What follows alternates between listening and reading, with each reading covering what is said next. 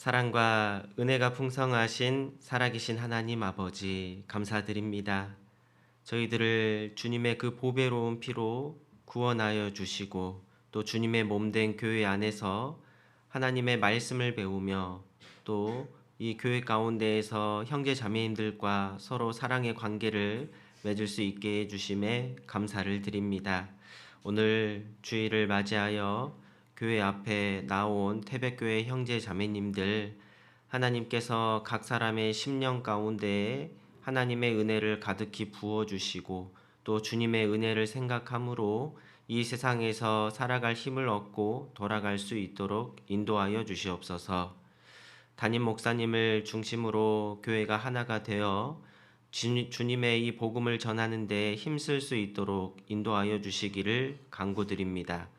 혹여 우리 가운데 육신의 연약함이나 마음의 연약함으로 병 중에 있는 분들, 또 시험 중에 있는 분들, 고난 중에 있는 분들, 하나님께서 치료의 손길로 함께하여 주시고 또 말씀 안에서 은혜를 얻고 힘을 얻을 수 있도록 인도하여 주시옵소서.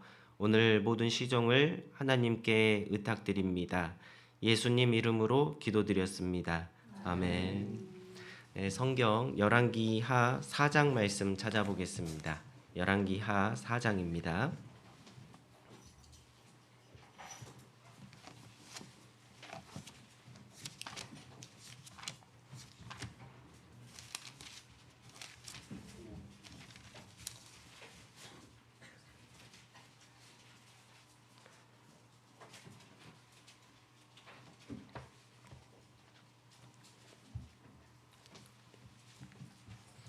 열왕기하 4장 8절 말씀입니다. 열왕기하 4장 8절부터 17절까지 제가 쭉 읽어드리겠습니다. 하루는 엘리사가 수넴에 이르렀더니 거기 한 귀한 여인이 저를 강권하여 음식을 먹게 한 고로 엘리사가 그곳을 지날 때마다 음식을 먹으러 그리로 들어갔더라. 여인이 그 남편에게 이르되 항상 우리에게로 지나는 이 사람은 하나님의 거룩한 사람인 줄을 내가 아노니 우리가 저를 위하여 작은 방을 담 위에 짓고 침상과 책상과 의자와 촛대를 진설하사이다. 저가 우리에게 이르면 거기 유하리이다 하였더라. 하루는 엘리사가 거기 이르러 그 방에 들어가서 누웠더니 자기 사환 게하시에게 이르되 이 수넴 여인을 불러오라. 곧 부름에 여인이 그 앞에 선지라. 엘리사가 자기 사환에게 이르되 너는 저에게 이르라. 내가 이같이 우리를 위하여 생각이 주밀하도다. 내가 너를 위하여 어떻게 하랴? 왕에게나 군대 장관에게 무슨 구할 것이 있느냐? 여인이 가로되 나는 내 백성 중에 거하나이다 하니라. 엘리사가 가로되 그러면 저를 위하여 무엇을 하여야 할꼬? 게하시가 대답하되 참으로 이 여인은 아들이 없고 그 남편은 늙었나이다. 가로되 다시 부르라. 부름에 여인이 문에 서니라. 엘리사가 가로되 돌이 되면 내가 아들을 안으리라. 여인이 가로되 아니로소이다. 내 주 하나님의 사람이여 당신의 계집종을 속이지 마옵소서 하니라.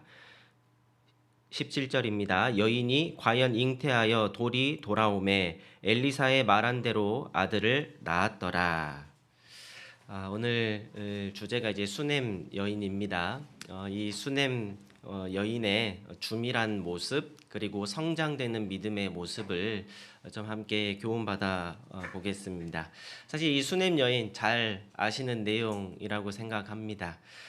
이 수넴 여인이 하나님 앞에 바른 마음을 품고 신앙생활 하니까요 해피엔딩으로 성경에 마무리되어 있습니다.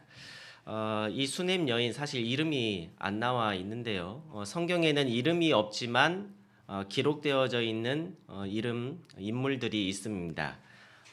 아람 사람 나아만을 전도한 작은 계집아이도 이름이 없습니다.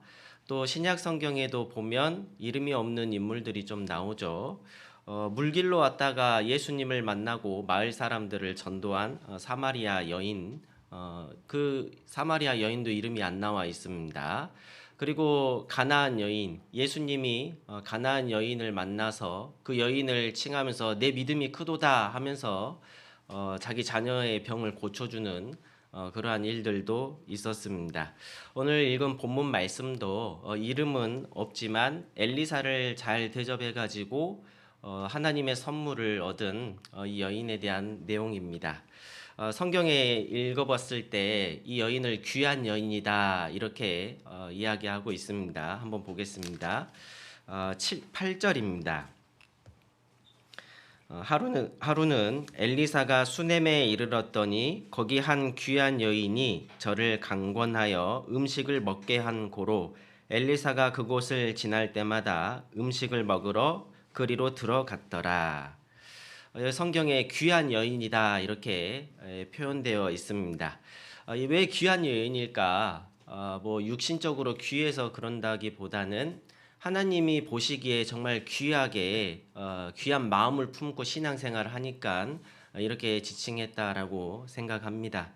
이 귀한 여인은 하나님에 대한 믿음을 가지고 있었고 순수한 마음으로 엘리사를 잘 대접했습니다.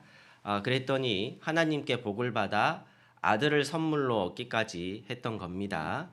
성경에 이 수넴 여인이 기록된 것은 이 여인의 믿음을 칭찬하는 것과 동시에 우리가 배워야 할 어떤 신앙의 모습이라고 할 수 있습니다. 어떤 분은 이름이 있지 않냐, 수넴 아니냐 이렇게 하는 분도 있을 수 있는데 수넴은 지역 이름입니다. 예를 들어 이런 거죠. 태백의 여인 뭐 이렇게 지칭하는 것으로 보입니다. 이 이스라엘은 지금 이제 수넴이라는 이름을 안 쓰고 술람이라는 이름을 씁니다. 술람 어디서 들어본 것 같죠? 솔로몬이 어디에 있는 여인하고 연애했어요? 예, 거기가 여기입니다. 근데 동일 인물은 아니에요. 이 여인은 이미 결혼을 한 거니까 관심이 좀 생겼죠. 예. 본문의 배경은 이 엘리야 선지자가 하늘로 승천한 지 얼마 안 된 시점이라고 할 수 있습니다. 왜냐하면 이제 열왕기하 4장이잖아요. 열왕기하 1장에 엘리야 선지자가 하늘로 승천하고 그 후임자가 엘리사 선지자가 이제 등장한 때거든요. 그래서 이제 4장에 오면 이제 엘리사 선지자가 갈멜산에서 이제 그 신학교도 세우고 이렇게 가르쳤던 것 같아요. 근데 이제 수넴이라는 지역을 출장을 이제 가면서 지나갔던 것으로 보이는데 이 엘리사 선지자를 이제 사역하고 있는 것을 돕고 싶은 거예요. 이 수넴 여인이. 그래서 이 수넴 여인이 엘리사가 지나가는 것을 붙잡았던 겁니다. 붙잡아서 우리 집에서 좀 쉬고 먹을 것도 먹고 가십시오 이렇게 했던 겁니다. 이 수넴이라는 지역이 갈멜산하고 거리가 어느 정도 되냐면 약 30km 정도 떨어져 있습니다. 여러분 30km 걸어서 가면 몇 시간일까요? 제가 계산을 이제 해보니까 요즘에 내비게이션 있잖아요. 그게 이제 걸어서도 이제 그게 나오더라고요. 30km가 한 7시간에서 8시간 정도 됩니다. 마차로 가면 한 4시간, 4시간 정도 생각하시면 될 것 같습니다. 좋은 길로 갔을 때요. 그러면 이제 길이 좀 잘 안 닦여 있고 지나가다 보면 땀도 나고 피곤하기도 하겠죠. 마차 타더라도 뭐 지금처럼 좋은 공후밖에 아니잖아요. 덜컹덜컹 하면서 힘들 겁니다. 그러는 그 엘리사 선지자를 이 수넴 여인이 붙잡아다가 자기 집으로 모셨던 겁니다. 엘리사 선지자가 들어가려고 처음에 했을까요? 아니면 그냥 간다고 했을까요? 8절 말씀 읽어보면 그 답이 나옵니다. 8절 말씀 다시 보면 하루는 엘리사가 수넴에 이르렀더니 거기 한 귀한 여인이 저를 강권하여 음식을 먹게 한 고로. 여기 보면 강권했다라는 것은 한번 딱 초대했을 때 그래요 들어갑시다 이렇게 하면 강권이라는 단어를 씁니까? 아니면 안 들어갈게요 저 그냥 갈랍니다 이렇게 했을 때 강권이라는 말을 씁니까? 안 들어가려고 했을 때 우리 집으로 자꾸 초대하려고 끌어당길 때 강권했다라는 표현을 할 수 있습니다. 그러니까요 이 엘리사 선지자를 정말 대접하고 싶은 그러한 마음으로 강권했다. 그래서 이 엘리사 선지자가 이 수냄 여인이 정말 순수한 마음으로 그렇게 한 거구나라는 거를 알고 들어가서 했던 겁니다. 음식을 먹고 쉬었던 겁니다. 근데 이제 지나갈 때마다 그렇게 했다고 하니까요. 이 수냄 여인은 누군가를 대접하는 데 익숙한 사람이라고 좀 생각이 듭니다. 이 엘리사 선지자가요. 이 수냄 여인에 대해서 생각해 보니까 참 귀하다라고 생각을 한 이유가 뭐냐? 그냥 한 번 초대해 가지고 이렇게 한 것이 아니라 이 엘리사 선지자를 정말 편하게 해주고 싶은 마음이 있었고 자기 집 담이 있었는데 그 위에 방을 만들어 줄 정도로 좀 정성을 들인 거거든요. 여기 한번 보시면 9절 말씀에 10절까지 보겠습니다. 여인이 그 남편에게 이르되 항상 우리에게로 지나는 이 사람은 하나님의 거룩한 사람인 줄을 내가 아노니 우리가 저를 위하여 작은 방을 담 위에 짓고 침상과 책상과 의자와 촛대를 진설하사이다. 저가 우리에게 이르면 거기 유하리이다 하였더라. 여기 말씀 보면 우리가 생각해 볼 것은 우리 집에 안에 있는 방 하나를 내준 게 아닙니다. 그렇잖아요. 우리 만약 집이 이제 방이 3칸이라면 한 칸 정도 하룻밤 왔을 때 하룻밤 묵으세요 이렇게 하는 거는 어느 정도 할 수 있잖아요. 그런데 이 수냄 여인은 더 나아가 가지고 우리가 작은 집 같은 방을 하나 만들어 줍시다. 거기에 침대도 놔주고 책상도 두고 편하게 쉬고 갈 수 있게 또 공부도 거기서 할 수 있게 해 줍시다. 이렇게 한 겁니다. 그러니까 이 여인은 정말 참 큰 믿음을 갖고 있었고 대접하고자 하는 어떤 그런 순수한 마음이 정말 컸다 이렇게 할 수 있습니다. 그런데 내용을 읽어보면 자기 어떤 혼자만의 신앙만 생각하는 사람이 아니라 자기 남편의 신앙도 세워주고 생각하고 행동할 수 있게 한 거거든요. 9절 말씀에 보면 여인이 그 남편에게 이르되 항상 우리에게로 지나는 이 사람은 하나님의 거룩한 사람인 줄을 내가 아노니 이렇게 하면서 우리가 같이 좀 선한 일을 좀 해봅시다 이렇게 한 겁니다. 여러분 우리가요 이 자기 남편에게 신앙적으로 도움이 되는 그러한 존재가 돼야 됩니다. 또 반대로 자기 아내에게 신앙적으로 도움이 되는 남편이 되어야 한다고 할 수 있습니다. 하나님의 거룩한 사람이라는 것을 깨닫게 해주고 함께 합력해서 선을 이룹시다 라는 모습으로 이 여인이 나온다는 거죠. 우리가 가정에서도 또 교회에서도 그러한 존재가 되어야 하는 게 마땅합니다. 신앙적으로 돕는 역할. 때로는 우리가 교회 안에 있으면요. 좋은 일만 있을 때가 아니잖아요. 좋은 일만 있으면 좋은데 때로는 어떤 불평의 일도 생길 수 있고 억울한 일도 생길 수도 있고 그러면 누구에게 가장 먼저 말합니까? 뭐 친한 분에게 이야기를 하거나 집에 가서 누구에게 이야기를 하거나 하지 말라는 건 아닌데 그걸 들으시는 분이 어떻게 해야 될까? 이건 참 중요하다고 할 수 있습니다. 거기에 동조를 하거나 거기에 맞춰가지고 나도 이렇게 해야 되겠다.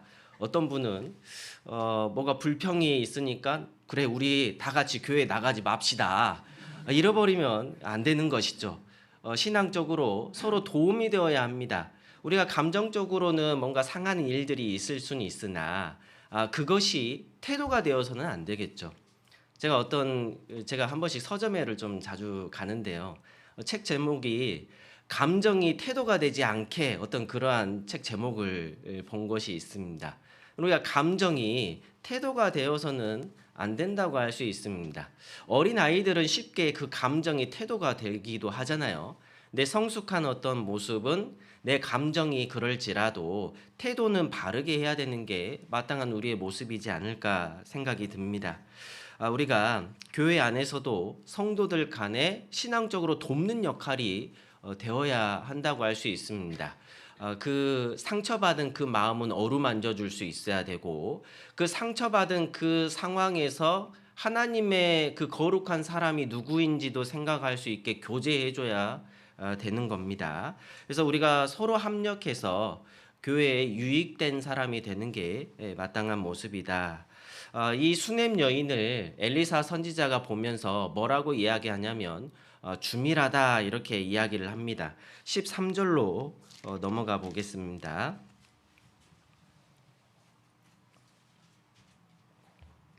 함께 읽어 보겠습니다. 엘리사가 자기 사환에게 이르되 너는 저에게 이르라 내가 이같이 우리를 위하여 생각이 주밀하도다. 내가 너를 위하여 어떻게 하랴 왕에게나 군대 장관에게 무슨 구할 것이 있느냐. 여인이 가로되 나는 내 백성 중에 거하나이다 하니라. 이 말씀을 방금 읽은 13절을 보면요.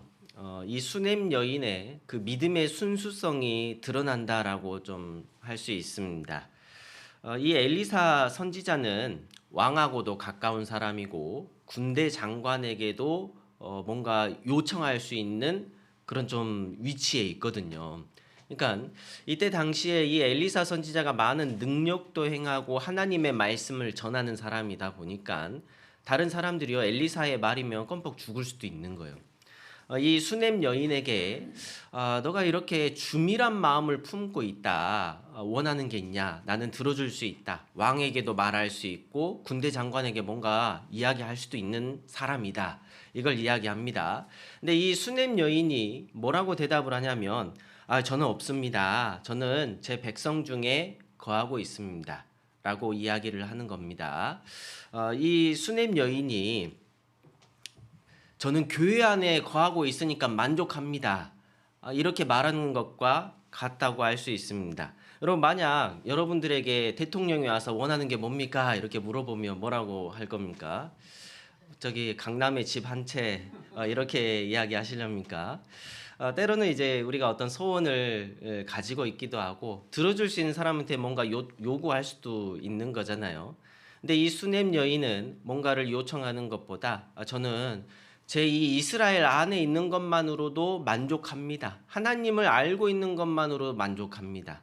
여러분 우리도 교회 안에서 거하고 있는데 정말 그 믿음의 순수성을 참 잘 가지고 있어야 되고 잘 지키고 있어야 되는 게 중요한 것 같습니다. 만약에 내가 교회 안에 거하는데 내가 뭐 때문에 이거를 하고 있습니다. 라고 한다면요. 반드시 나중에 그것 때문에 문제가 생길 수 있는 거예요. 어떤 직분 때문에 제가 이러한 일들을 하고 있습니다. 근데 그 직분에서 내려올 때도 또 있거든요. 그러면 이제 문제가 생길 수 있는 거예요. 우리의 믿음의 어떤 그 근본은 내가 구원받은 것, 하나님의 사랑을 깨달은 것, 하나님의 은혜를 내가 입은 것, 그것 때문에 우리가 교회 안에서 거하는 것이고 어떤 일들도 하는 것이다. 그런 믿음의 순수성을 지켜야 한다고 할 수 있습니다. 사실 이 수넴 여인에게는 소원이 없는 건 아닙니다. 소원이 뭐냐? 자녀가 없는 거였거든요. 여기 보면 14절에 엘리사가 가로되 그러면 저를 위하여 무엇을 구하여야 할꼬? 게하시가 대답하되 참으로 이 여인은 아들이 없고 그 남편은 늙었나이다. 남편이 늙어서 생산할 능력이 없고 심지어 자기 자신도 이제 생산할 능력이 없을 수도 있습니다. 그래서 이 수넴 여인은 결혼은 했지만 아이가 없다. 사실 지금 우리 시대에서는 우리 아이 안 낳고 그냥 살랍니다 이렇게 해도 막 크게 뭐라고 안 하는 시대가 돼버렸습니다. 근데 과거에는 그게 아니었잖아요. 근데 이 이스라엘의 그 문화 자체도요. 아들이 없으면 저주받은 거라고 생각했습니다. 자녀가 없으면 저주받은 거예요. 얼마나 하나님 앞에 잘못 살았으면 자녀가 없냐고 뭐 그런 말들도 심하게 하면 들을 수도 있는 그러한 문화라고 할 수 있습니다. 이 여인의 소원은 뭐였을까요? 자녀 낳는 거. 자녀 낳는 게 소원이었을 겁니다. 그러나 지금은 포기한 거. 왜요? 남편이 늙었거든요. 더 이상 생산할 능력이 없을 수 있습니다. 포기한 어떤 소원이라고 할 수 있습니다. 그래서 이제 이 여인은 저는 제 백성 중에 거합니다. 그것만으로 이제 만족합니다. 라고 이야기했을지 모르겠습니다. 이 수넴 여인은 그러한 어떤 결국은 신앙 가운데에서 순수한 마음으로 다시 돌아간 거예요. 어떤 소원이 있었지만 이 수냄 여인은 그러한 마음 가운데에서 하나님께 주밀한 마음을 품고 있었던 겁니다. 이 수냄 여인이 13절에 주밀하도다 이 엘리사 선지자가 이야기했지만 하나님이 성경에 이렇게 기록하신 것은 하나님의 눈으로도 이 수냄 여인이 주밀한 여인이었기 때문에 기록한 것으로 생각할 수 있습니다. 그리고 이 주밀하다라는 단어를 좀 생각을 해보겠습니다. 이 주밀하다는 뜻은요, 촘촘하다, 빽빽하다라는 어떤 단어적인 뜻을 갖고 있습니다. 근데 이제 이것을 우리 신앙적으로 좀 더 깊이 생각해 보면 조심스럽다, 두려워하다, 또 존경하다 어떤 그러한 의미로서도 받아들일 수 있습니다. 그러니까 조심스럽게 치밀하게 행동한다라고 할 수 있죠. 이 수냄 여인은 믿음이 있었기 때문에 하나님에 대해서 주밀했다. 눈에 보이지 않는 하나님을 경외하는 마음, 존경하는 마음이 있었기 때문에 하나님의 사람을 대접했다라고 할 수 있습니다. 그래서 이 주밀하다는 단어를 좀 오늘 깊이 좀 생각을 해볼 건데요. 하나님은 주밀한 사람을 귀하게 보시는 거예요. 왜냐하면 귀한 여인이라고 성경에 칭했잖아요. 그래서 우리에게도 하나님이 요구하십니다. 뭐를 요구하시냐? 주밀하게 좀 행동해라. 왜 그러냐면 하나님이 먼저는 우리에 대해서 주밀하신 분이기 때문입니다. 그래서 우리에게도 주밀하라고 요구하실 수 있는 거예요. 하나님께서 우리 각 사람에게 대해서 주밀하게 생각하십니다. 조심스럽게 생각하시고 빽빽하게 생각하시는 분이 하나님이신 겁니다.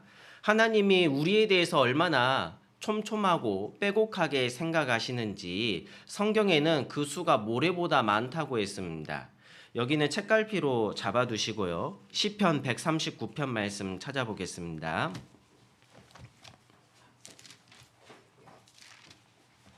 시편 139편입니다.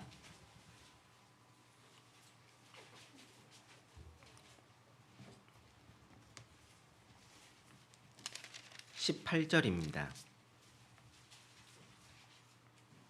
17절, 18절 함께 읽어보겠습니다. 하나님이여 주의 생각이 내게 어찌 그리 보배로우신지요. 그 수가 어찌 그리 많은지요. 내가 세려고 할지라도 그 수가 모래보다 많도소이다. 내가 깰 때에도 오히려 주와 함께 있나이다.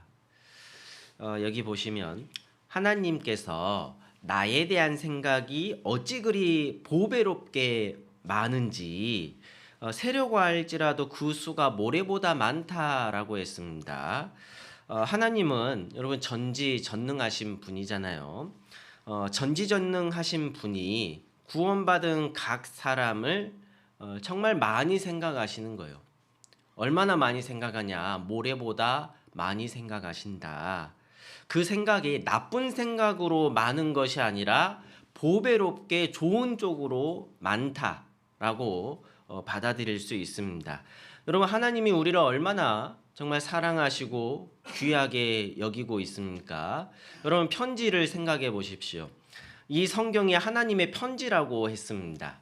여러분 어버이날 때 부모님에게 편지 써본 거 한번 생각해 보겠습니다. 한 장 쓰는데, 두 장 쓰는데 생각 많이 했습니까? 조금 했습니까? 많이 하고 쓰거든요. 한 장 쓰는데도 정말 많은 생각을 또 해야 되고 안 쓰던 거니까 또 쓰려고 하니까 또 잘 안 되죠. 근데 하나님이 66권이라는 성경을 편지로서 나에게 줬다. 그러면 조금 생각한 겁니까? 많이 생각한 겁니까? 정말 많이 생각한 거예요.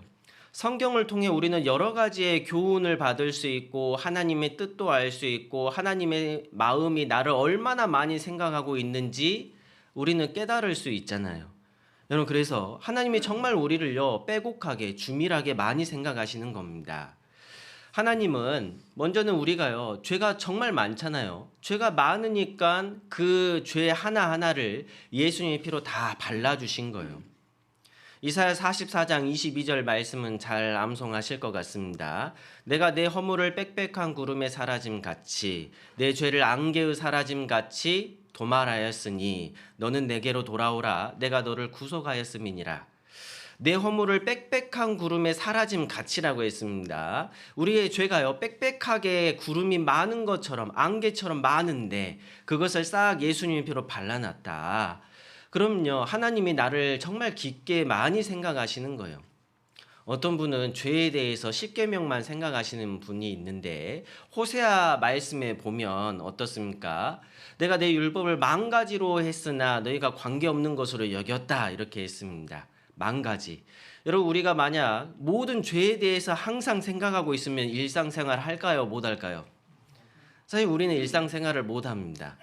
그런데 못하고 있을지라도 하나님은 다 세고 있습니다.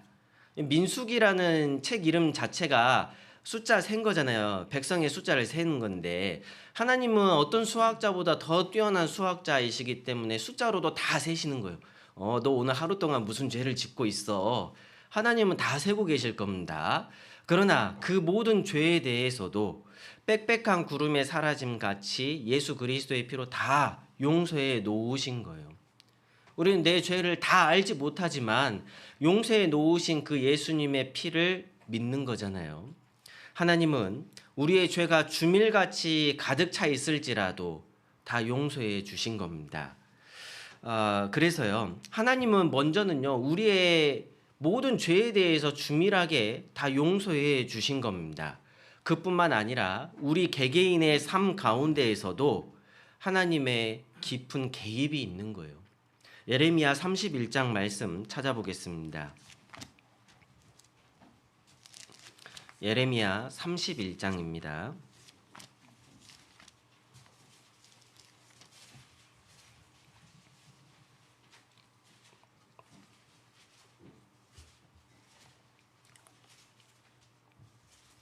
예레미야 31장 20절 말씀입니다.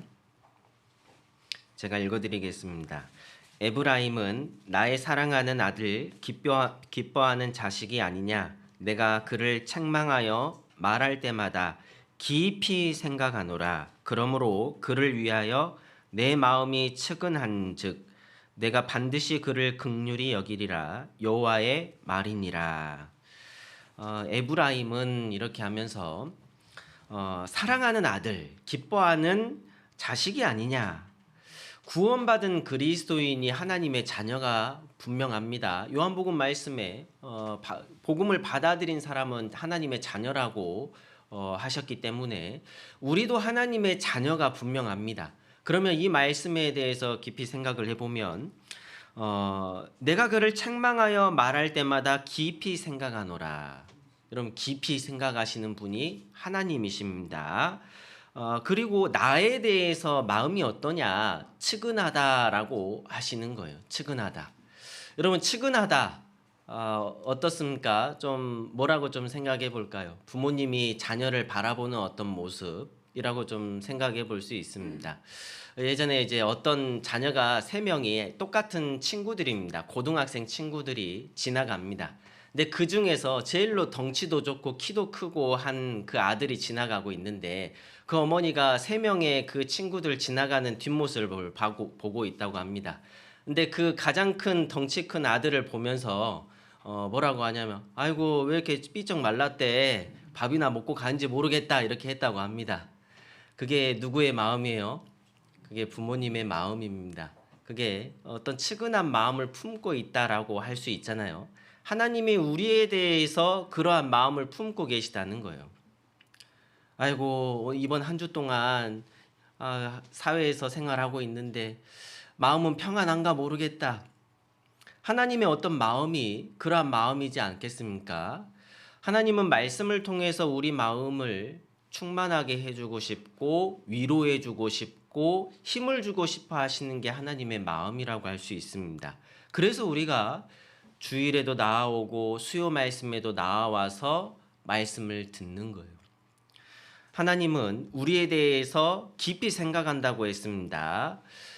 구원받은 그리스도인의 속에는 하나님의 성령이 그 마음 가운데 들어온다고 했습니다. 보혜사라고 하죠. 보호하시고 은혜 주시고 가르쳐 주시는 분. 그래서 하나님은 나에 대한 생각이 보배롭고 그 수가 모래보다 많다고 했으니까 우리 삶 가운데에는 하나님이 함께 해주시는 게 항상 있는 거예요. 여러분, 세상 사람들은 어떤 사람이 사업에 실패해서 가난해지거나 어떤 문제가 생기면 사람들이 멀리하기 십상입니다. 그러나 구원받은 그리스도인들은 모든 사람이 다 떠나갈지라도 주님은 그 사람과 함께 하시는 거예요. 영원토록 함께 해주신다고 약속해 주시지 않았습니까? 우리는 그 생각을 하면 마음의 평안을 얻을 수 있는 거예요. 어떠한 상황에 있을지라도 다윗이 고백하잖아요. 사망의 음침한 골짜기를 다닐지라도 주께서 나와 함께 하심이라. 내가 두려워하지 않는다고 했잖아요. 우리도 그 동일한 그 마음을 품을 수 있습니다. 그래서 하나님은 우리의 삶 가운데 깊이 들어와 계시는 게 분명한 겁니다. 혹여 내가 하나님과 상관없는 한 주를 살았을지라도, 하나님과 상관없는 하루를 살았을지라도 주님은 나하고 함께 계시며 나를 바른 길로 인도해 주시는 그러한 일들을 하시는 게 분명한 겁니다. 어떤 분은 지금 이스라엘과 미국과 함께 해가지고 이란을 이제 전쟁하고 있잖아요. 그러한 모습 보면서 두려운 마음을 갖게 되고 다시 교제 가운데로 돌아오는 분도 있습니다. 그러니까 하나님은 여러 가지의 일들을 통해서 우리에게 뭔가 알려주시고 역사하시는 게 있는 겁니다. 하나님은 나에 대해서 이렇게 주밀하신 분인 거예요. 우연이란 없습니다. 하나님의 어떤 선한 손길이 다 닿아 있는 거예요. 우리도 그러면 주밀해야 되는데 몇 가지 좀 생각해 보겠습니다. 첫 번째, 우리가 무엇에 대해서 주밀해야 되냐? 하나님에 대해서 주밀해야 됩니다. 하나님에 대해서 주밀해야 된다 했습니다. 오늘 주인공이 수넴 여인은 하나님을 크게 생각한 여인이라고 할 수 있습니다.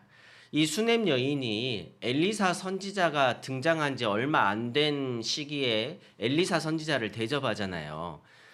이 열왕기하 1장에 엘리사 선지자가 이제 처음 등장하는데 이제 선지자로 세움을 이제 막 받은 거예요. 근데 이제 이렇게 막 지극정성으로 대접할 수 있었던 이유가 뭘까? 이 수넴 여인은 엘리사가 있기 전에도 하나님을 알았을 거라 생각이 듭니다. 왜냐하면 나이가 좀 있잖아요. 이 엘리야 선지자 때 이스라엘에 있어서 가장 큰 이슈는 무엇이었을까요? 갈멜산에서의 대결입니다. 이스라엘 백성들이 하나님을 떠나가지고 많이 살았잖아요. 아합이 왕이었을 때 이세벨이라고 해가지고 바알 선지자들을 엄청 많이 모으고 바알 신을 섬기고 아세라 신상도 만들고 막 이렇게 했습니다. 이스라엘이 완전 타락의 길을 걷고 있으니까 엘리야 선지자가 부르는 거예요. 이스라엘 사람들 여기 와보세요. 우리 한번 진짜 신이 누군지 한번 알아봅시다. 우리가 번제를 한번 드려봅시다. 저는 하나님께 번제를 드릴 거고 바알 선지자들은 바알 신께 번제를 한번 드려봅시다. 하늘에서 불이 내려서 번제단 가져가는 신이 정말 참 신이지 않겠습니까? 이렇게 해서 대결을 한 겁니다.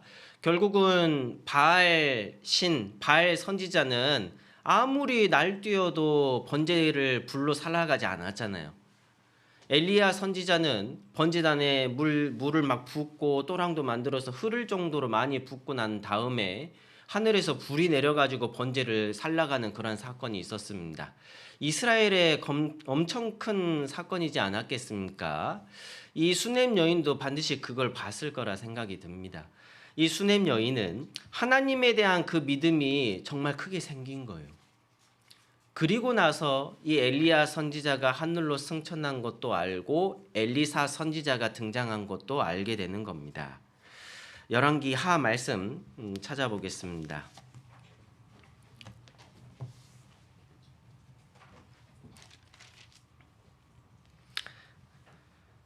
9절입니다.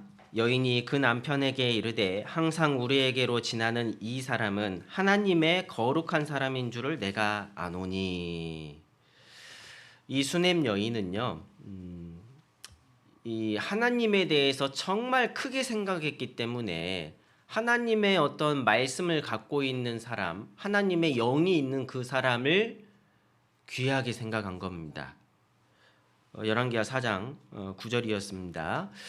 그래서 이 여인은 하나님을 내가 섬기는 것이 마땅한 나의 모습이다라고 마음을 품은 거예요.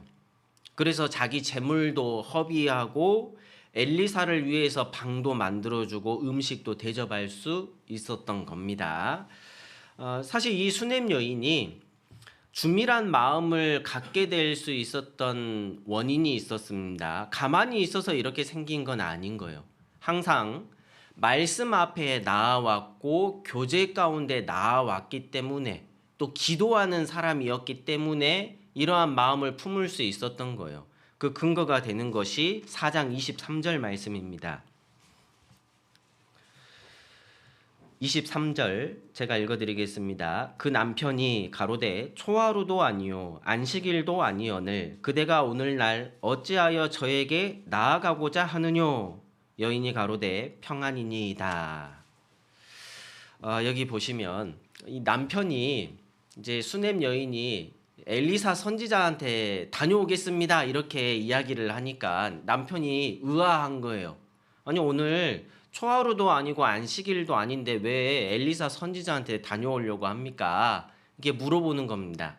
이 앞에 이제 내용이 뭐냐면 이제 엘리사가 하나님께 이제 기도하고 아들을 낳을 거다 이렇게 해서 실제 아들을 얻었는데 그 아들이 갑자기 죽은 거예요. 아빠한테 있었는데 아버지한테 아이고 머리야 하다가 아빠가 안 되겠길 엄마한테 가봐 이렇게 해가지고 엄마한테 와 있다가 무릎에 누워 있다가 죽은 거예요. 그래서 이 수넴 여인이 그 아이를 그 엘리사 선지자의 방에다가 올려놓고 엘리사 선지자한테 다녀오겠다고 이야기하는 겁니다. 여러분 무슨 문제가 생긴 거잖아요. 여러분 문제가 생겼을 때 여러분들은 어떻게 행동하십니까? 대체적으로 무슨 문제가 생기잖아요. 그러면요 상대방 탓을 합니다. 당신 때문이야. 대체적으로 그렇잖아요. 아담과 하와도 그렇지 않았습니까? 아담과 하와가 선악과 먹는 죄지었잖아요. 하나님이 물어봅니다. 아담아, 너 왜 선악과 먹었냐? 이렇게 하니까 뭐 누구 탓해요? 아내 탓합니다. 하와 탓하는 거예요. 하와한테 이제 하나님이 또 물어봅니다. 하와야, 너 뭐 때문에 왜 먹었냐? 이렇게 하니까 누구 탓해요? 뱀 탓합니다. 사실 이게 우리 사람의 그 죄성이자 그 마음의 근본이 좀 그렇습니다. 왜 그랬어? 이렇게 하면요. 저 때문이요. 이렇게 하는 경우가 거의 없거든요. 저도 자녀가 둘이 있지만요. 둘이 싸우면요. 왜 싸웠냐? 이렇게 하면 뭐라 그래요? 그래서 자기 탓이라고 안 해요. 누구 때문에 그렇다고 원인 제공했다고 이렇게 이야기를 하거든요. 근데 우리가요 살다 보면 여러 가지 어떤 문제들이 막 발생하잖아요. 그러면요 대체적으로 남편 탓하거나 아내 탓하거나 그럴 수 있거든요. 당신 때문에 이렇다고 막 이럴 수 있잖아요. 근데 이 수넴 여인은요 정말 믿음이 대단한 것 같아요. 아들이 아버지한테 있다가 왔잖아요. 와서 죽은 거예요. 그러면 남편한테 가가지고 따질 수 있어요. 당신 도대체 뭐 했냐고, 그동안 지금 뭐 했냐고, 한 게 뭐냐고, 갑자기 얘가 아파갖고 와가지고 죽었다고. 근데 그렇게 탓할 수 있는데 이 수넴 여인은 뭐라고 해요? 엘리사 선지자한테 갔다 오겠다고. 근데 이 어떤 모습이 뭐냐? 우리가 신앙적으로 어떤 취해야 되는 모습 중에 하나라고 할 수 있습니다. 이 남편은 초하루도 아니고 안식일도 아닌데 왜 가려고 하냐? 우리한테 적용을 해보자면 오늘 수요일도 아닌데 오늘 주일도 아닌데 왜 교회 가려고 합니까? 이렇게 말하는 것과 같은 거예요. 여러분들의 인생에 문제가 있을 때 어떻게 해결하십니까? 어떤 인간적인 방법으로 어떤 세상 속에서 지혜로운 사람한테 전화해서 물어보는 것으로 어떤 내 뒷배경을 믿는 마음으로 이렇게 하십니까? 아니면 말씀 안에서 문제를 해결해 보려고 하십니까? 여러분 이 수넴 여인은 자기 아들이 죽은 건 굉장히 큰 일이잖아요. 생명과 관련된 거잖아요. 근데 이게 갑자기 이렇게 될 수 있을까? 하나님 앞에 나아가는 것으로 그게 아닌 겁니다. 평상시에 작은 문제부터 하나님 앞에 나와서 해결해 보려는 그 마음이 있었고 그 안에서 정말 해결을 받아본 사람이 큰 일도 하나님 앞에 나아갈 수 있는 거예요. 여러분 정말 내가 어떤 인생에 문제가 있었을 때 하나님 앞에 나와서 그 문제를 해결해 보려고 노력해 본 적이 있습니까? 여러분 이거 참 중요한 거예요. 여러분 신앙이 연약한 분들을 보면 어떻습니까? 이제 막 구원받으신 분인데 어려움이 없을까요? 있을까요? 분명 어려움이요. 없으면 좋은데 있어요. 어려움이 있어요. 근데 그분들이 이제 어, 옆에서요 잘 알려주고 교회 가운데에서 문제들도 해결하게 하고 하면 좋은데 어떤 분은 자기 고집이 있어서 제가 이 문제 해결하면 교회 나올게요 이렇게 말하시는 분들이 있어요. 그러다 보면 교회 나중에 나와요 아니면 아예 나가버려요? 죄송합니다. 사투리가 나왔습니다. 나가버리는 게 있는 거예요. 여러분 우리가 신앙의 어떤 내 삶 가운데에서도 문제가 딱 생기잖아요. 그 문제를 말씀 안에서 주님 안에서 또는 뭐 교회 안에서 형제 자매님들과 교제하면서 또는 전도인과 상의하면서 이런 문제를 해결해 보려고 하는 태도가 정말 중요한 거예요. 이 수냄 여인은 작은 것 하나하나부터 그걸 쌓아왔다 보니 큰 일에도 하나님 앞에 나아가는 것으로 나타난 것입니다. 그래서 이 수냄 여인이 귀한 여인이라고 할 수 있고 주밀한 여인이다라고 할 수 있는 거예요. 여러분 다윗이라는 이 인물이 그렇다고 할 수 있습니다. 사도행전 13장 말씀 찾아보겠습니다.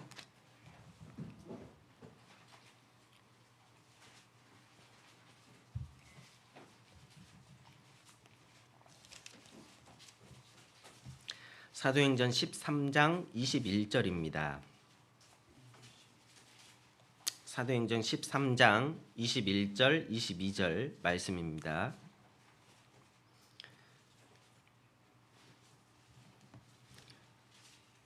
제가 읽어드리겠습니다. 그 후에 저희가 왕을 구하거늘 하나님이 베냐민 지파 사람 기스의 아들 사울을 40년간 주셨다가 패하시고 다윗을 왕으로 세우시고 증거하여 가라사대 내가 이새의 아들 다윗을 만나니 내 마음에 합한 사람이라 내 뜻을 다 이루게 하리라 하시더니.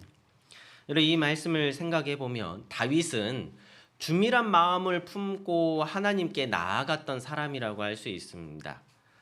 다윗이 죽인 자는 만만이요 사울의 죽인 자는 천천이다라고 이 사울은 그 여인들의 말을 듣고 다윗을 엄청 미워했잖아요. 미워할 뿐만 아니라 죽이려고 막 계속해서 평생을 쫓아다녔습니다. 인생을 허비했습니다.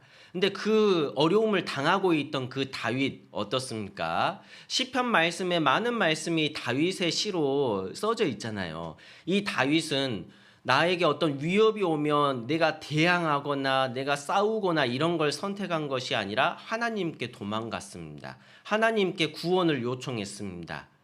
하나님께 항상 물어보는 것을 택했습니다. 그러니까 하나님이 이 다윗을 보니까 이 모든 상황 속에서 하나님을 생각하고 하나님께 물어보는 태도를 취하니까 하나님의 말씀대로 행하려고 하니까 내 마음에 합한 사람이다. 내 뜻을 다 이루게 하리라 이렇게 말씀하신 거예요. 이 다윗을 하나님이 왕으로 세우셨고 그래서 이 다윗이 유명하게 되잖아요. 훌륭한 왕이 된 겁니다. 여러분 우리의 삶 가운데에도 이러한 어떤 태도가 중요하다고 할 수 있습니다. 우리는 교회 안으로 부름받은 그리스도인입니다. 세상 가운데에서 혼자 살라고 하나님이 하신 게 아니에요. 교회 가운데로 부르셨습니다. 주밀한 사람의 특징이 있다면 하나님께 나아가는 어떤 모습이 있다는 것이죠. 어려움이 생길 때도 그렇습니다. 또는 좋은 일이 있을 때에도 그렇습니다. 이 수냄 여인은 하나님께 받은 그 선물 아들이 죽으니까 하나님께 나아가는 거예요. 그래서 이 수냄 여인은 평안을 위해서 나아갑니다라고 이야기하는 거예요. 여러분 진짜 참 평안은 하나님이 주시는 겁니다. 평안을 위해서 나아갑니다. 이렇게 수냄 여인이 이야기하고 있습니다. 그래서요, 우리도 교회 가운데 나아오는 이 발걸음이 평안을 위해서 내 어떤 문제가 있을 때 그것을 해결하고자 하는 마음으로 항상 나아오셨으면 좋겠습니다. 그리고 우리가 또 준비해야 될 것은 무엇이냐? 두 번째는 우리 마음에 대해서 준비해야 됩니다. 우리의 마음. 내 마음이 지금 어떤 것을 생각하고 있는지, 무엇을 품고 있는지 이것을 살펴볼 수 있어야 되는 거예요. 잠언 24장 말씀 찾아보겠습니다. 잠언 24장 1절입니다.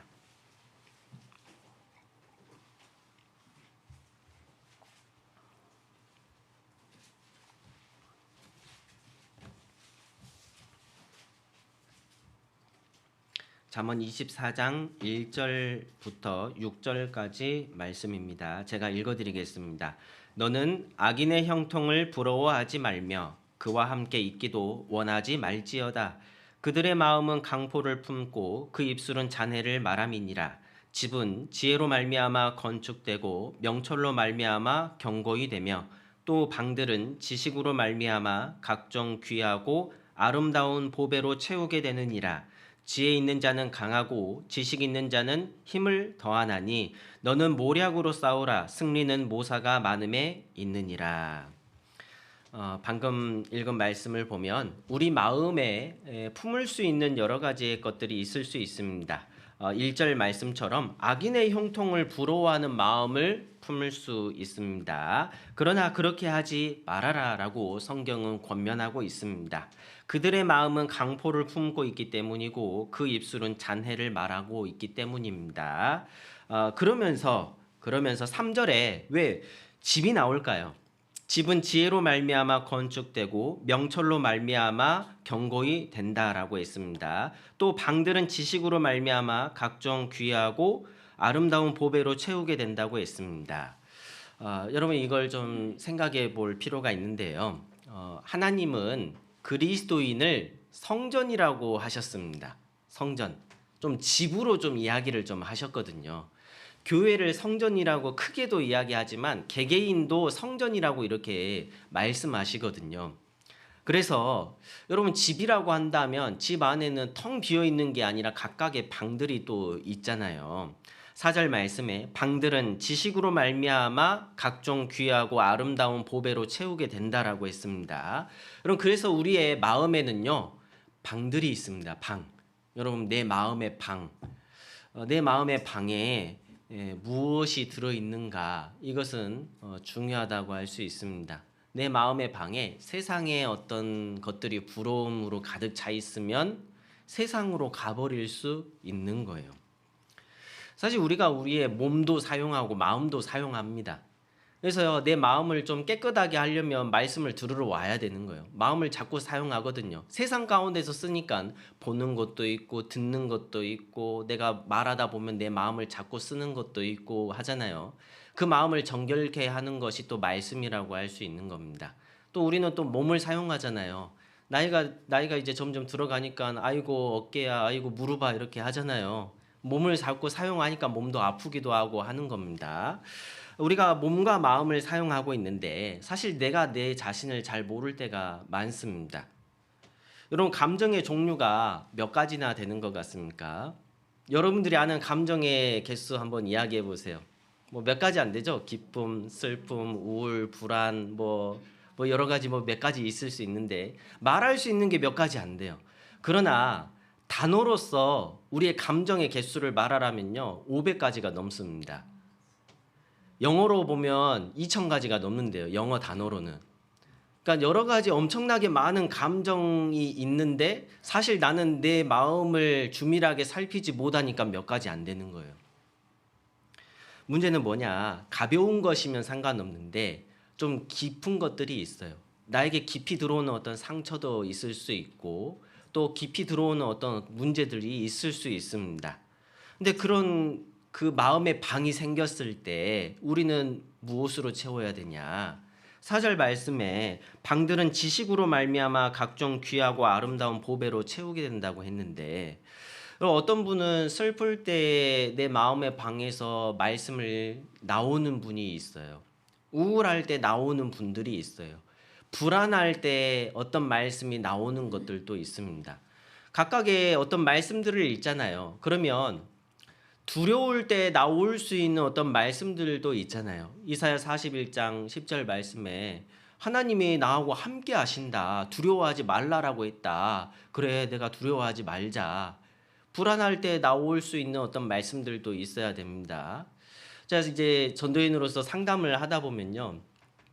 이제 신앙생활을 하면 여러 가지의 어떤 어려움들이 막 있잖아요.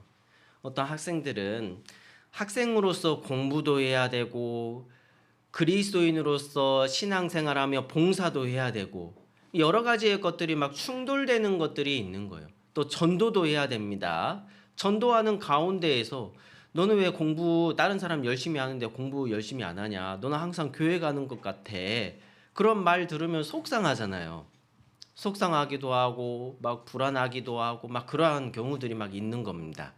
근데 그럴 때 우리가 생각해 봐야 하는 말씀들도 있고 어려울 때 툭툭 나와야 되는 내 방 속에 또 집어 넣어야 되는 말씀들도 있는 거예요. 그걸 이제 말씀을 묵상한다라고 할 수 있는데, 그래서 우리가요 사실 말씀을 많이 읽어야 되고 묵상해야 되는 이유가 뭐냐, 그러한 여러 가지의 감정들이 생겼을 때 내가 취해야 되는 보물들이 있거든요. 그러한 말씀들을 우리가 잘 찾아야 된다라고 할 수 있습니다. 사실 이제 이 열왕기하 4장 뒷부분에 보면 작은 계집아이가 나아만 장군을 전도하잖아요. 전도해 가지고 엘리사 선지자한테 나아가고 이 문둥병도 낫게 됩니다. 근데 살해하려고 하잖아요. 근데 살해를 안 받습니다. 엘리사 선지자가. 근데 그 옆에 있던 게하시가 가가지고 보물들 취하잖아요. 그 마음이요, 자기 자신의 마음을 주밀하게 보지 못한 거예요. 열왕기하 말씀 다시 돌아가서 보겠습니다. 열왕기하 5장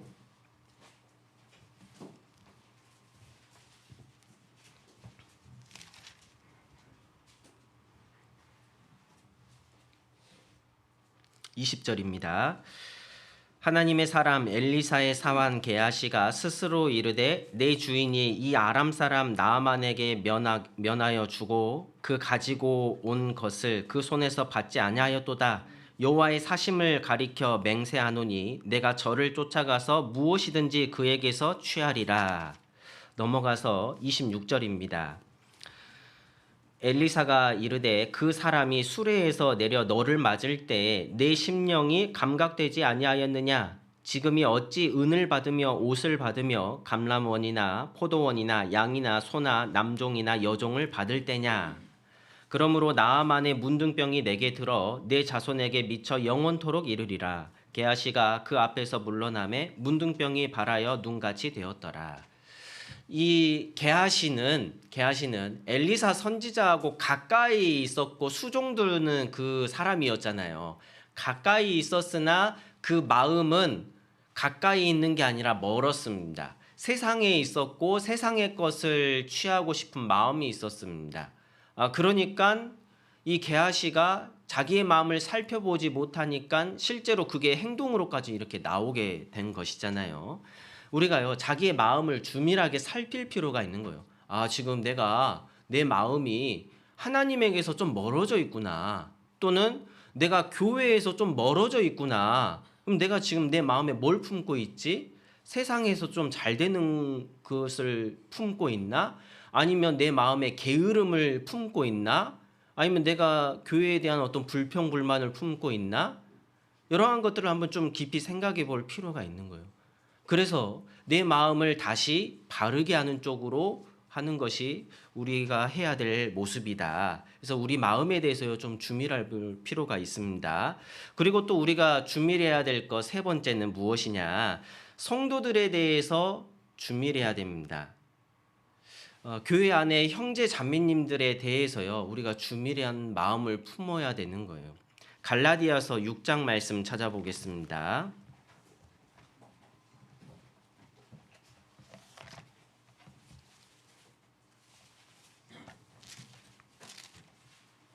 갈라디아서 6장 10절입니다.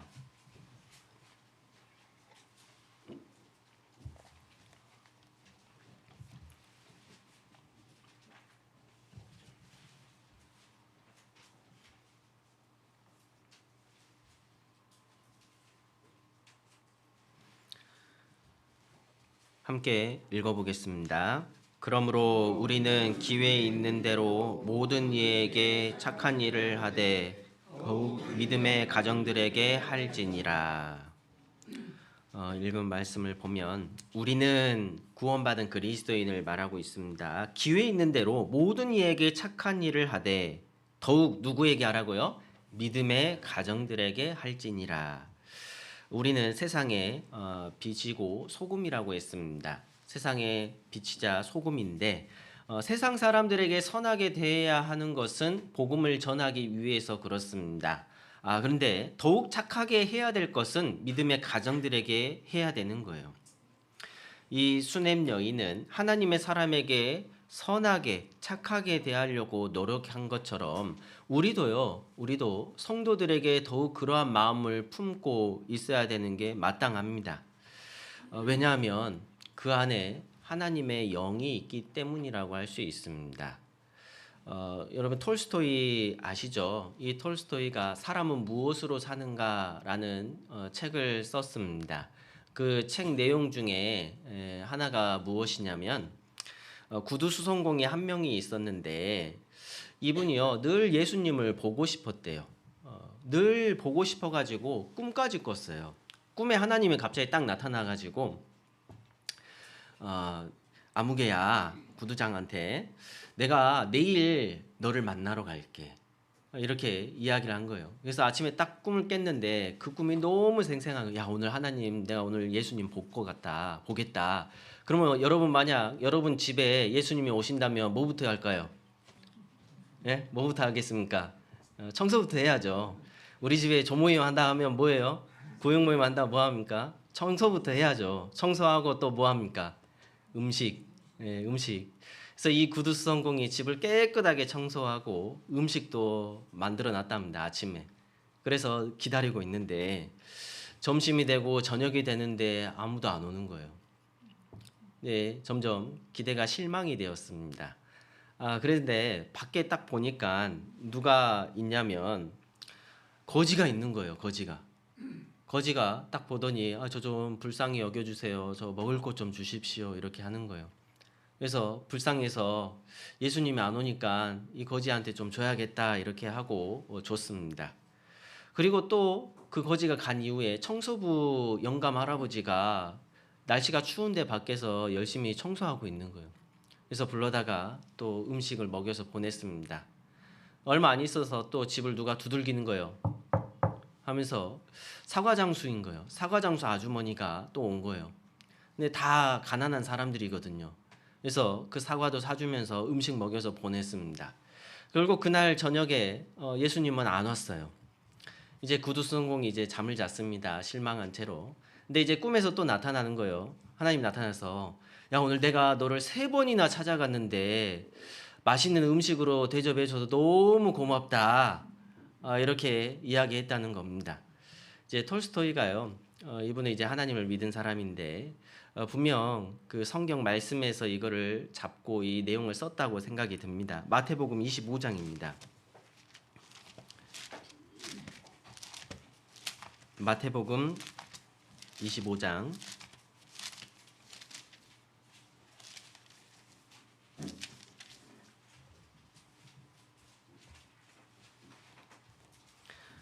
35절부터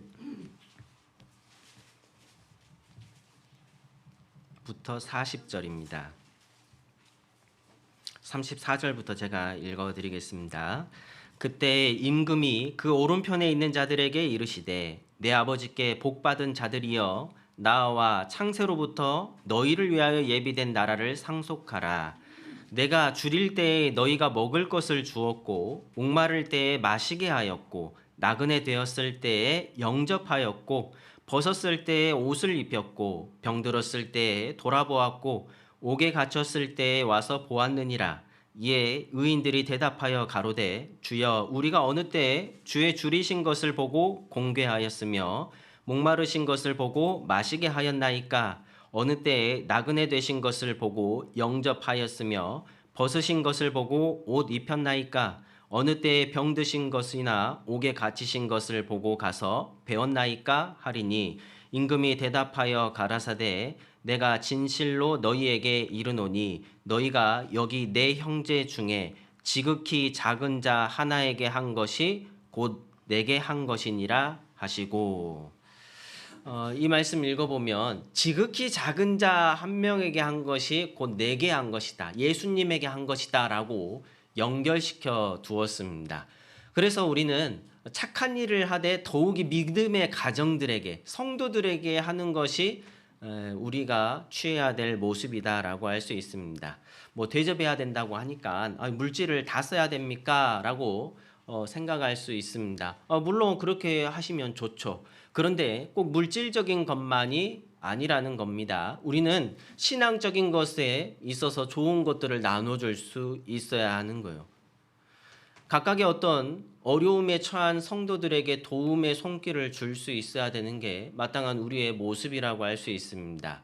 빌레몬서 말씀 한번 찾아보겠습니다. 빌레몬서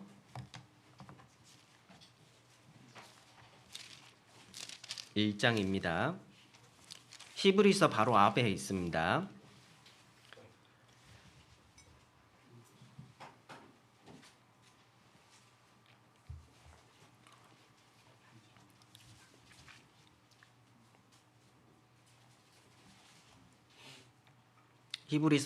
빌레몬서 1장 6절 7절입니다.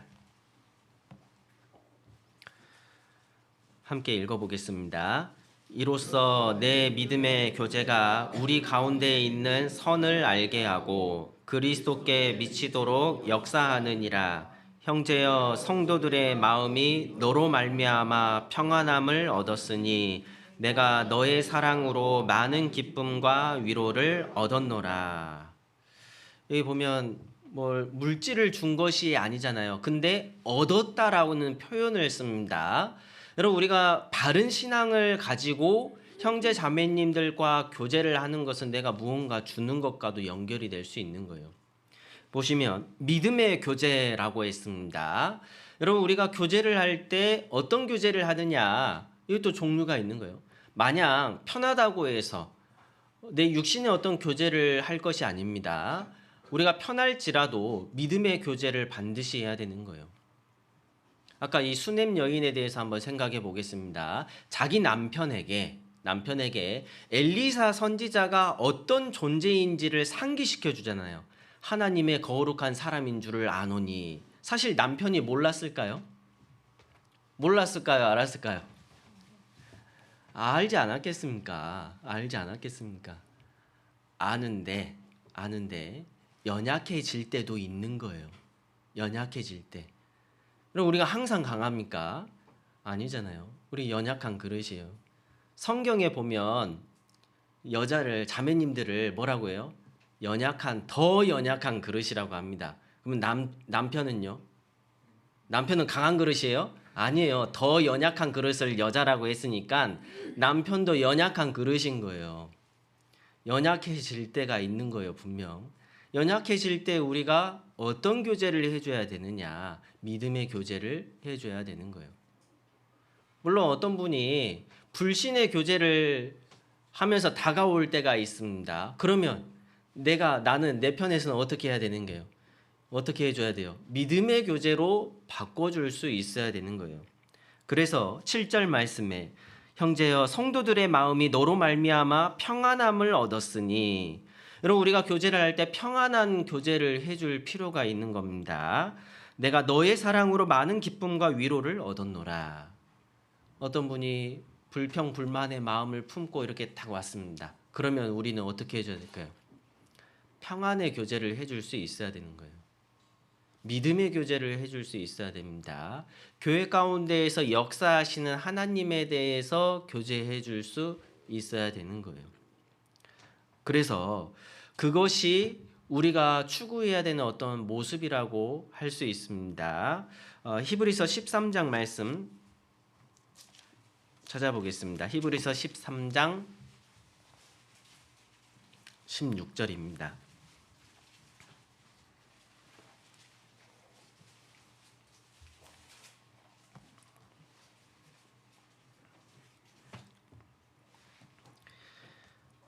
제가 읽어드리겠습니다. 오직 선을 행함과 서로 나눠주기를 잊지 말라. 이 같은 제사는 하나님이 기뻐하시느니라.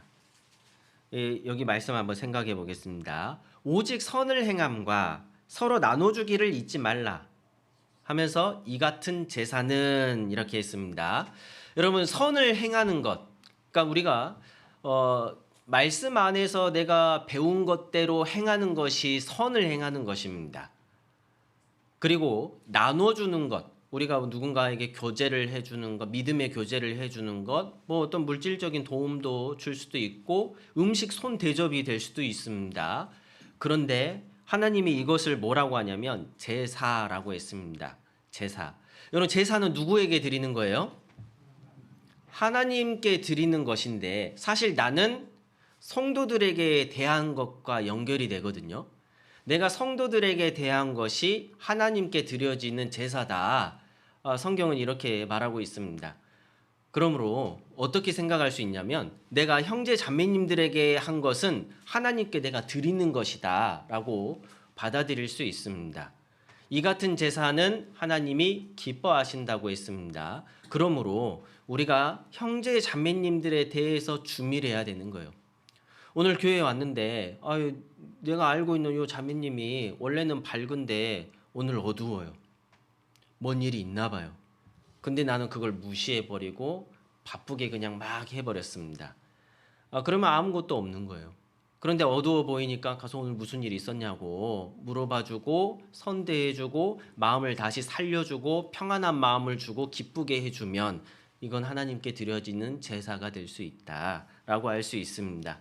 그래서 우리가 신앙의 어떤 이러한 것들을 서로 나눠주는 것은 하나님이 보실 때 귀한 것이고 이 수넴 여인이 그러한 모습으로서 신앙생활을 했다는 것을 우리가 배울 수 있습니다. 그리고 또 우리가 준밀해야 될 것, 빼곡하게 생각해야 될 것은 무엇이냐? 네 번째는 교회에 대해서 그렇게 준밀해야 됩니다. 교회에 대해서. 여러분, 이 엘리사 선지자는 갈멜산에 있다고 했습니다. 갈멜산에서 수넴을 지나갈 때 이 수넴 여인이 붙잡아서 집에 초대를 했잖아요. 그러면 엘리사 선지자의 스케줄을 알고 있었을까요? 모르고 있었을까요? 모르는데 그냥 한참 계속 밖에 쳐다보고 있어요. 이렇게 주부라고 바쁩니까? 안 바쁩니까? 형제님들 안 바쁘다 이렇게 해버리면 안 됩니다.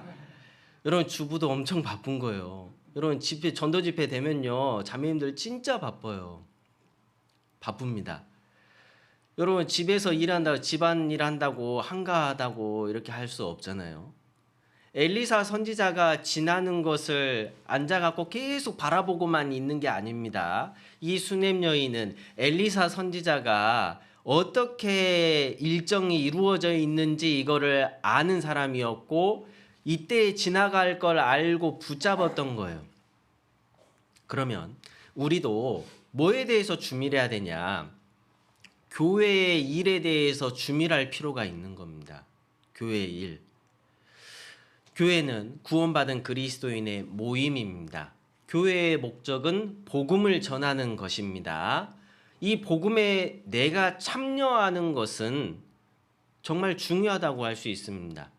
구원받은 그리스도인의 인생의 목적과 연결이 되거든요. 구원받으면 이제는 이 세상에서 나를 위해서 사는 것이 아닌 거예요. 우리 옆에 이 말씀은 어느 교회를 가든지 다 있습니다. 여호와께서 내게 주신 모든 은혜를 무엇으로 보답할고, 사실 우리가 어떤 그 마음으로 살아가는 것이잖아요.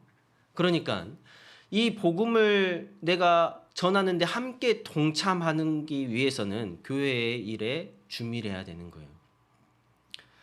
여러분 우리가 개인의 삶에 대해서도 주밀해야 되지만 교회 안에서 일어나는 많은 일정들에 대해서도 주밀해야 됩니다. 교회 소식지를 보니 내일부터는 뭐가 있습니까? 대전도 집회가 있잖아요. 그럼 대전도 집회에는 누가 있어야 돼요? 누가 있어야 돼요? 일단은 누가 있어야 됩니까? 내가 참여해야 되잖아요. 교회 일에 준밀해야 된다는 것은 뭐하고 연결이 되냐면 내가 해야 될 게 무엇인가와 연결이 돼야 됩니다. 이번 달에 대전도 집회가 있네. 그러면 일단은 내가 이 대전도 집회에 참여해야 되잖아요. 주밀한 사람의 모습은 그 주의 스케줄을 내가 집회 중심으로 바꾸는 거예요. 더 나아간 주밀한 사람의 모습은 무엇이죠? 대전도 집회인데 누구를 전도해야 될까? 물론 학예 수양회 때 다른 지역에 있는 내 가족들을 전도해야죠. 그러면 대전도 집회에 내 주변에 있는 사람들을 전도해야겠다. 어떤 분은 내 가족만 막 생각하시는 분이 있더라고요. 타 지역에 있는 내 가족.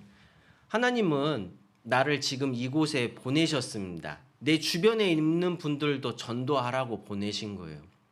내 주변의 분들도 전도해야죠. 그러면 이번에 누구를 전도해야 될까? 이분한테 이 말 해보고 저분한테도 저 말 해봐야겠다. 이게 주밀한 사람의 모습이잖아요. 또 주밀한 사람의 모습은 무엇일까요? 대전도 집회인데 내가 해야 되는 봉사는 무엇일까? 이때 식당 봉사 이렇게 해야지. 그리고 또 내 구역에서 참석하지 못하고 있는 분들, 챙겨야 될 분들이 누구일까? 이런 것들을요, 막 깊이 막 생각해 봐야 되잖아요. 이게 주밀한 사람의 모습이라고 할 수 있습니다. 전도 집회뿐만 아니죠. 조모임이 있을 수 있고 구역 모임이 있을 수 있습니다. 구역 모임이 우리 구역 모임이요. 그럼 내가 참석해야 되고 누구 집에서 하지? 누구 아무개 형제님 가정에서 하구나. 그러면 그분이 식사 봉사를 도움이 필요할 수 있는 분인가? 지난주에 보니까 손가락 다쳤던데 그럼 음식 하는데 어렵겠네. 여러분 이게 사실 주밀한 사람의 어떤 모습이지 않겠습니까? 도와줄 수 있는 걸 도와주는 거예요. 여러분 그러면서 우리의 어떤 신앙의 지경이 넓어지는 겁니다. 마냥 하나의 어떤 그것만 볼 것이 아니라 그 안에서 이루어지는 일들도 생각해 보는 거예요. 그리고 어떤 분의 마음이 다치지 않게 조심스럽게 대해주는 것. 그것까지 나아가는 게 주밀한 사람의 모습이라고 할 수 있습니다. 이 수넴 여인은 교회 가운데에서 거하면서 그 믿음이 점점 성장되었습니다. 여러분 그 믿음이 성장되니까 어떻게까지 되냐면 엘리사 선지자의 말에 순종하고자 하는 마음까지 생기는 거예요. 하나님의 말씀에 순종하는 그 믿음. 열왕기하 8장 말씀으로 한번 넘어가 보겠습니다.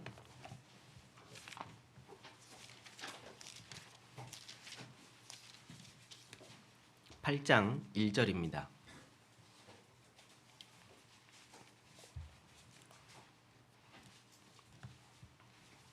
1절부터 제가 읽어드리겠습니다. 엘리사가 이전에 아들을 다시 살려준 여인에게 이르되 너는 일어나서 내 권속과 함께 거할 만한 곳으로 가서 거하라. 여호와께서 기근을 명하셨으니 그대로 이 땅에 7년 동안 임하리라. 여인이 일어나서 하나님의 사람의 말대로 행하여 그 권속과 함께 가서 블레셋 사람의 땅에서 7년을 우거하다가 7년이 다음에 여인이 블레셋 사람의 땅에서 돌아와서 자기 집과 전토를 위하여 호소하려 하여 왕에게 나아갔더라. 때에 왕이 하나님의 사람 사완 게하시와 서로 말씀하여 가로되 너는 엘리사의 행한 모든 큰 일을 내게 고하라 하니 게하시가 곧 엘리사가 죽은 자를 다시 살린 일을 왕에게 이야기할 때에 그 다시 살린 아이의 어미가 자기 집과 전토를 위하여 왕에게 호소하는지라. 게하시가 가로되 내 주 왕이여 이는 그 여인이요 저는 그 아들이니 곧 엘리사가 다시 살린 자니이다. 왕이 그 여인에게 물으매 여인이 고한지라. 왕이 저를 위하여 한 관리를 임명하여 가로되 무릇 이 여인에게 속한 것과 이 땅에서 떠날 때부터 이제까지 그 밭의 소출을 다 돌려주라 하였더라.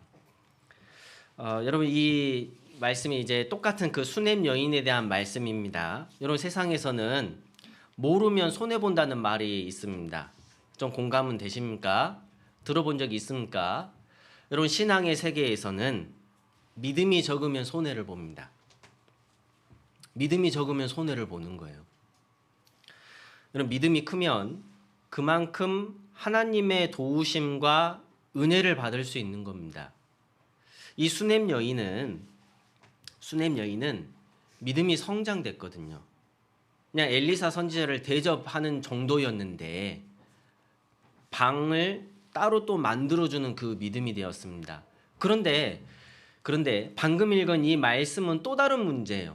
또 다른 문제입니다. 생각해 보세요. 내가 가지고 있는 것 중에서 대접해주는 영역하고 내가 가지고 있는 걸 모든 걸 다 버리고 떠나는 영역하고는 또 다른 거예요. 이 수냄 여인한테 엘리사 선지자가 기근이 올 거다. 그러니까 지금 있는 이 터전 다 버리고 다른 데 7년 동안 갔다가 오세요.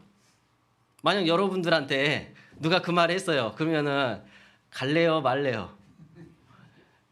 사실 이 현실과 이 믿음과는 갭이 있는 거거든요.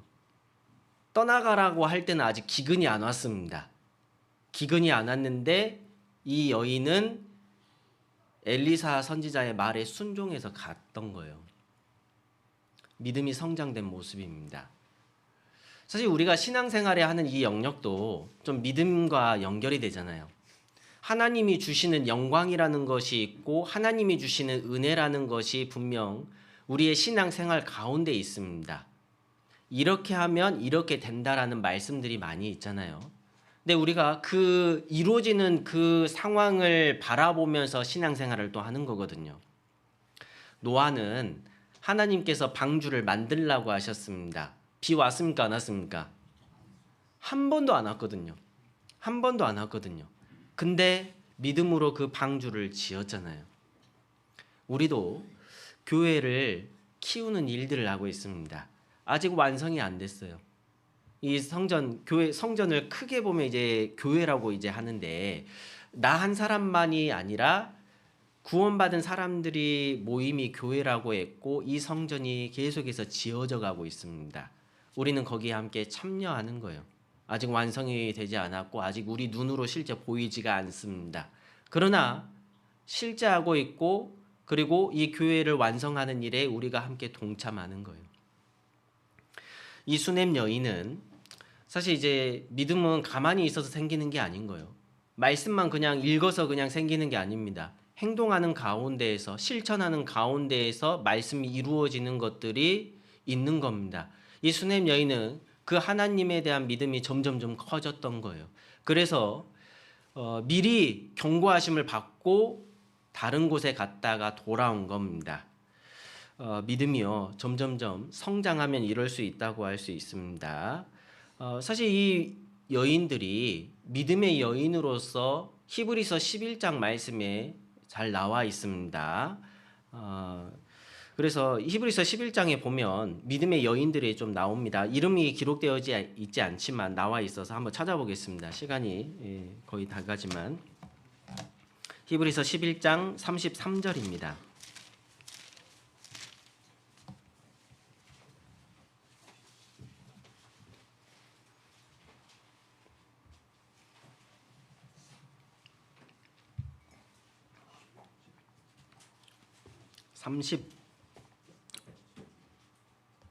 (33절입니다) 제가 쭉 읽어드리겠습니다. 히브리서 11장 33절 이하입니다. 저희가 믿음으로 나라들을 이기기도 하며 의를 행하기도 하며 약속을 받기도 하며 사자들의 입을 막기도 하며 불의 세력을 멸하기도 하며 칼날을 피하기도 하며 연약한 가운데서 강하게 되기도 하며 전쟁에 용맹되어 이방 사람들의 진을 물리치기도 하며 여자들은 하면서 자기의 죽은 자를 부활로 받기도 하며 또 어떤 이들은 더 좋은 부활을 얻고자 하여 악형을 받되 구차히 면하지 아니하였으며 이 35절 말씀 보면 여자들은 자기의 죽은 자를 부활로 받기도 하며 라고 했습니다. 이 수냄 여인도 여기에 포함이 되겠죠. 다른 여인들도 있습니다. 예수님이 살려준 여인도 있죠. 여자들이 몇몇 있는데 자기들의 사람을 살림을 받는 그러한 것들이 있었습니다. 믿음을 칭찬하기 때문에 이러한 내용을 써놨다라고 할 수 있습니다. 여러분, 이 수넴 여인은 그러한 믿음으로써 이 엘리사 선지자의 말씀을 순종했던 거예요. 이 수넴 여인을 하나님이 결국은 도와주시잖아요. 7년 있다가 왔습니다. 나라에서 너 갔구나, 이거 다 나라 땅 이렇게 해가지고 갖고 있는데 그것을 다시 되찾기 위해서 왕에게 나아가는 거예요. 왕이 들을 때 좋게 볼까요, 나쁘게 볼까요? 예? 생각해 보세요. 자기 땅 힘들 때 도망갔다가 이제 왔다는 거잖아요. 그러면 보기 좋아요, 싫어요? 싫어요. 안 주고 싶을 거 아닙니까? 그런데 우연찮게 게하시가 왕에게 가가지고 엘리사 선지자가 이 수넴 여인의 아들을 살려준 걸 이야기하고 있는 거예요. 그때 이 수넴 여인이 왕에게 옵니다. 그러니까 왕이 다 돌려줘라 이렇게 이야기하잖아요. 함 관리를 말해가지고. 여러분, 이거 우연입니까? 아니면 필연입니까? 누가 하신 거예요? 여러분, 하나님이요. 하나님이 그리스도인은 하나님의 말씀대로 살려고 하면 손해보지 않게 해주시는 분인 거예요. 설령 지금은 손해보는 것처럼 보일 수 있는데 결국은 하나님의 도움의 손길이 분명히 있을 겁니다. 전도서 말씀에도 빠른 자라고 먼저 도착한다는 게 아니라고 막 돼 있잖아요. 여러분, 우리 삶 가운데에서도 이런 것들을 정말 경험해 봐야 되지 않을까요? 내가 망하면 누가 망하는 거예요? 하나님도 망하는 거다. 여러분, 이런 생각 한번 해본 적 있습니까? 여러분, 그런 것도 한번 생각해 봐야 돼요. 그래, 내가 말씀대로 순종해서 망하면 하나님도 망하는 거야. 하나님께 기도하면서요, 우리가 말씀에 정말 순종하면서 살아가는 그 신앙이 되었으면 좋겠습니다. 성경에 보면 우연을 가장한 하나님의 손길들이 분명히 있습니다. 여러분, 룻기 읽어보셨잖아요. 룻이 자기 고향 땅 안 가고 시어머니 따라서 가서 시어머니를 공개하는 일들을 했는데 보아스의 밭에 가서 이삭 줍기를 했습니다. 근데 우연찮게 이 보아스가 또 보고 이 보아스하고 룻이 결혼을 하잖아요. 이게 우연일까? 그렇지 않잖아요. 하나님의 섭리라는 것은 항상 들어있는 겁니다. 우리가 말씀에 순종하는 삶을 살 때 하나님의 도우심과 은혜가 분명히 있는 게 있습니다. 그래서 오늘 이제 수넴 여인에 대해서 이렇게 쭉 배웠는데요. 한번 개인적으로도 좀 묵상을 해보시고 주밀한 사람, 또 믿음이 성장되는 사람이 되었으면 좋겠습니다. 기도하고 마치겠습니다. 살아계신 하나님, 감사합니다. 오늘 수넴 여인을 통해서 우리의 신앙의 모습들을 한번 생각해 보았습니다. 태백교회 형제 자매님들이 하나님 앞에 귀한 그리스도인으로서 세상의 빛과 소금이 될 수 있도록 인도하여 주시옵소서. 오늘 주일에 나오신 모든 분들 하나님께서 충만한 은혜로 채우게 도와주시고 또 즐거운 교제 나누고 돌아갈 수 있게 해 주시옵소서.